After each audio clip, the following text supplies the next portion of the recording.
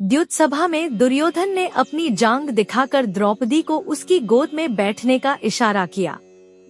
इस पर भीम क्रोधित हो गए और उन्होंने द्रौपदी के अपमान का बदला लेने के लिए युद्ध में दुर्योधन की जांघ तोड़ने की कसम खाई। कुरुक्षेत्र में भीम द्वारा अपनी जांघें तोड़ने के बाद दुर्योधन की मृत्यु इसी प्रकार हुई। लेकिन अंतिम युद्ध से पहले ही दुर्योधन को एक श्राप भी मिला, जिसका परिणाम भी वैसा ही होगा। यह पांडव वनवास के दौरान हुआ था। धृतराष्ट्र खुश भी थे और भयभीत भी कि पांडव वनवास चले गए।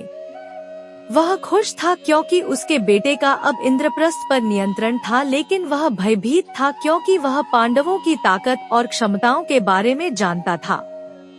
एक बार ऋषि मैत्रेय हस्तिनापुर आए।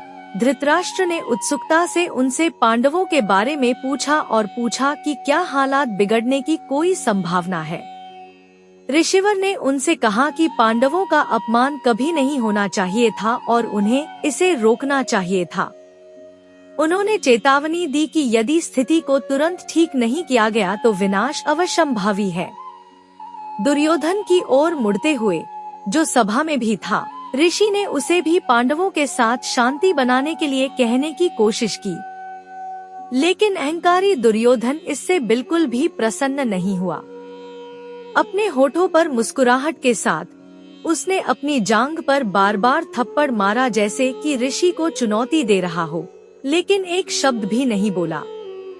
ऋषि दुर्योधन की ढीठ प्रतिक्रिया से क्रोधित हुए और उन्होंने श्राप दिया कि भीम युद्ध में उसकी जांघ तोड़ देगा।